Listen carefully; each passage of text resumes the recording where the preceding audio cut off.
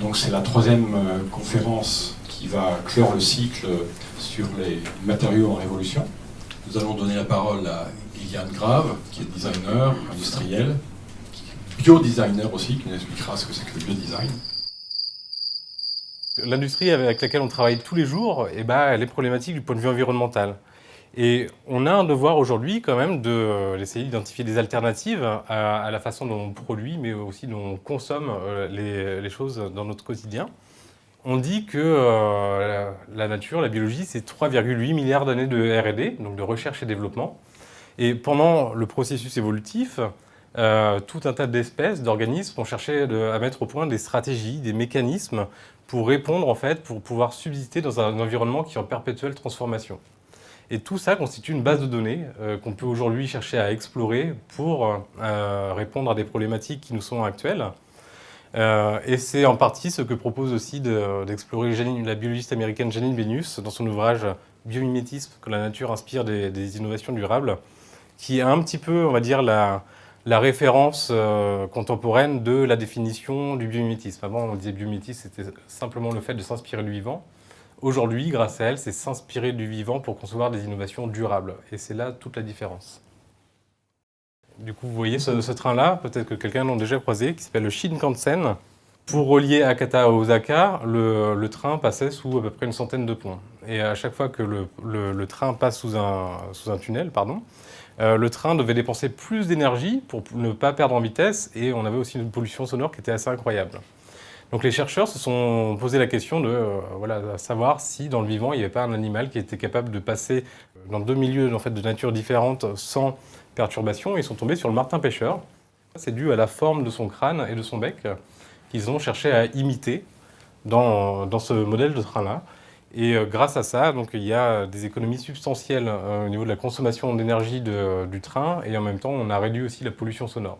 Une autre échelle peut-être, la ville de Kalundborg, que vous voyez à droite ici, donc ce qu'on appelle aussi une symbiose industrielle, qui est inspirée du fonctionnement des écosystèmes dans lesquels chaque déchet est une ressource pour un autre organisme, une autre espèce.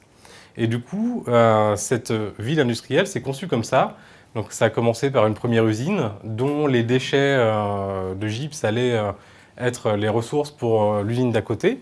La chaleur qui était émise allait chauffer les bassins piscicoles. Puis petit à petit, on a construit tout un écosystème industriel dans cette région-là qui permet à la fois de réduire la consommation d'énergie et en même temps d'être très très rentable parce qu'on est sur des circuits qui sont extrêmement courts.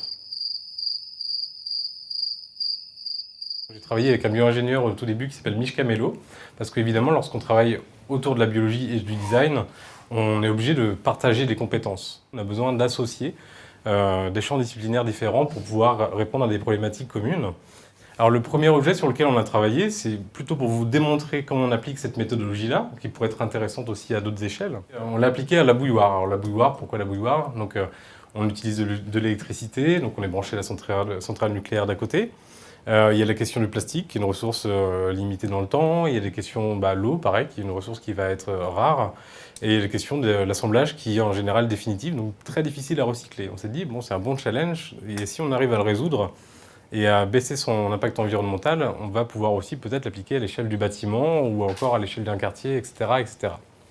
Du coup, tout ça nous a donné un cahier des charges pour voir comment le vivant fait pour optimiser une chauffe, contrôler un volume d'eau, contrôler une température ou encore isoler. On avait réussi par exemple à faire bouillir de l'eau sans électricité, sauf qu'il nous fallait une bouilloire qui faisait 3 mètres cubes. Donc moi j'ai un petit appartement à Paris, donc je ne voyais pas où la mettre. Et aussi il nous fallait 24 heures. Donc être capable de prédire que dans 24 heures on aura besoin de se faire un thé, c'est un petit peu compliqué. Donc ça nous a permis d'éliminer tout un tas de solutions. Et du coup, pour la source d'énergie, donc on est sur une bouilloire électrique et à combustion, elle est en impression 3D céramique. Et on s'est inspiré du fonctionnement des termitières qui sont capables en fait, d'optimiser les flux de chaleur, donc de garder une température constante à l'intérieur malgré des grandes différences de température. On a reproduit l'effet cheminée à l'intérieur, on a tout un tas de petits canaux qui vont nous permettre justement de entraîner les flux de chaleur d'une certaine manière pour ne chauffer qu'avec le minimum d'énergie possible et justement les entraîner le plus longtemps possible. Pour la question du contrôle du volume d'eau, on s'est inspiré d'une espèce qui s'appelle le nautile. Donc il y a un animal marin qui va remplir des ballasts, donc c'est comme les ammonites lorsque vous faites une coupe, il y a des petites cavités qu'il va remplir plus ou moins pour descendre plus ou moins profondément dans l'océan. Et donc du coup, on a conçu un système, donc vous voyez 4 sphères à l'intérieur. Donc ces 4 sphères, chacune des sphères correspond au volume d'une tasse. Et donc la forme sphérique, c'est parce que c'est la forme optimale pour limiter les déperditions de chaleur. Et en haut, vous voyez, vous avez un petit bouchon que vous allez pouvoir faire pivoter. Si vous voulez remplir une tasse, 2 tasses, 3 tasses ou 4 tasses, vous allez ouvrir ces canaux qui vont justement vous permettre de remplir une sphère, 2 sphères, 3 sphères ou 4 sphères. Donc on a mis en place ce système-là, et pour garder l'eau chaude le plus longtemps possible, on a eu 2 inspirations, le bec du toucan et l'ours polaire, qui a les poils blancs, non pas parce qu'il a une pigmentation blanche, mais parce qu'il a les poils creux pour avoir une couche d'air autour de son corps pour se protéger de l'environnement glacial. Vous connaissez la kombucha ?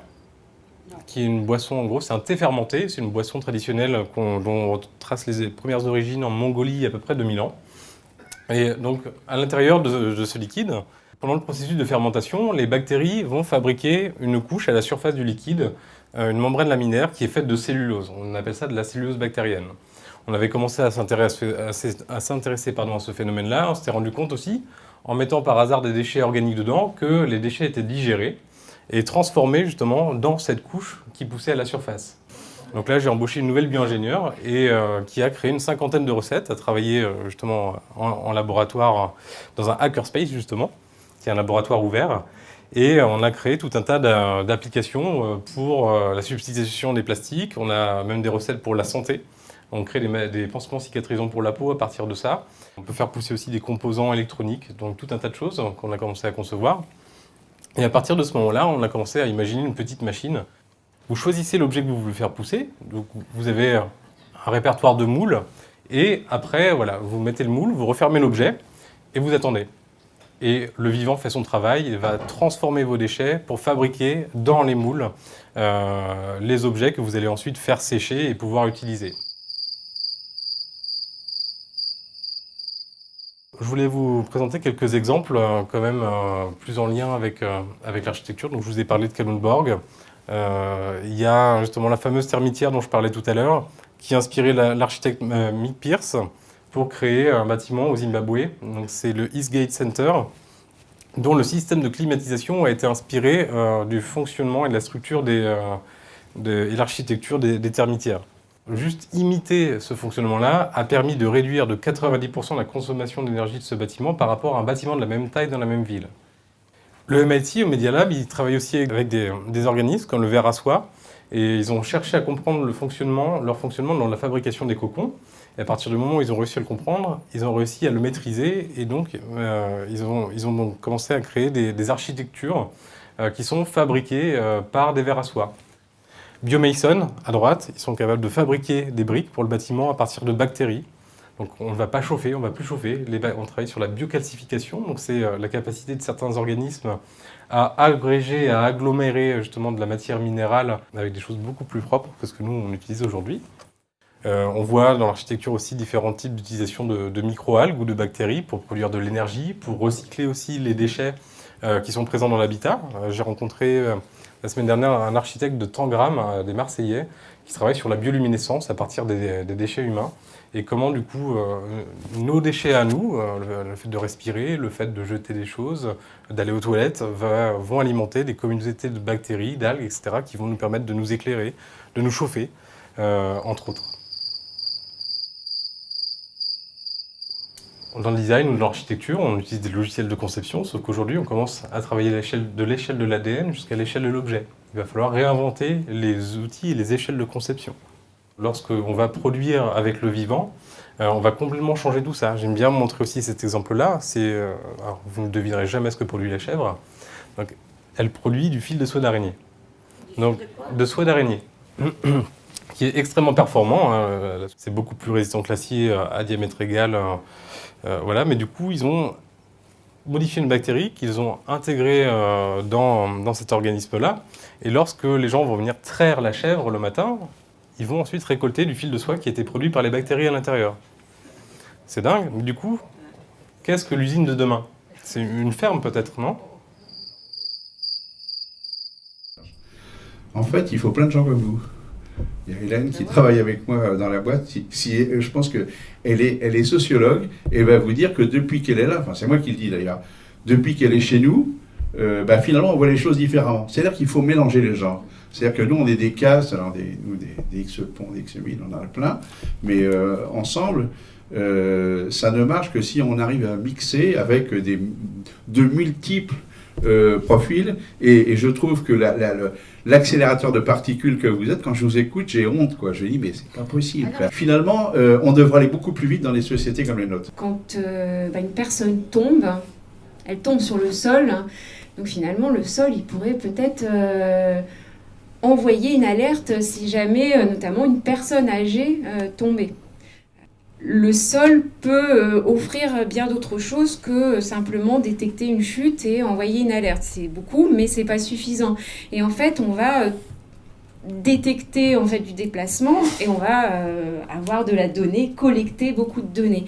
Les usagers s'approprient en fait l'innovation et sont en train d'écrire le cahier des charges des futures fonctionnalités. On a par exemple des médecins qui nous ont dit moi je voudrais qu'en fait le sol il puisse prendre le poids de mes résidents. Donc en effet la prise de poids hebdomadaire est une vraie contrainte en EHPAD pour les soignants parce que ça nécessite en fait que les personnels soignants amènent le résident à la pesée. De toute façon déjà en performance énergétique quand même l'utilisation de la biologie est déjà bien avancée. Enfin, les méthaniseurs, qu'est-ce que c'est d'autre que l'utilisation de la nature pour transformer les déchets en énergie. On a vu, mais après il y a des freins réglementaires qui sont difficiles à résoudre. Sinon, on essaie aussi d'utiliser la nature pour progresser. Enfin, j'oserais pas dire que quand on construit en bois, on fait de la biophilie, mais bon, quand même, le développement du bois contre le béton et tout ça, ça pourra peut-être pousser un jour sur des impacts environnementaux et des interactions avec la nature qui sont beaucoup plus serrés, beaucoup plus prégnants qu'aujourd'hui exploiter du bois ou le faire venir. Il y a des enjeux de filière qui vont nous donner aussi une responsabilité. C'est quelque chose qu'il faut quand même, dès le début, intégrer dans nos processus, parce que le jour où vraiment nos architectes et nos clients auront rendu le bois majoritaire pour mode constructif, par exemple, c'est pas à ce moment-là qu'il faudra se soucier de la ressource.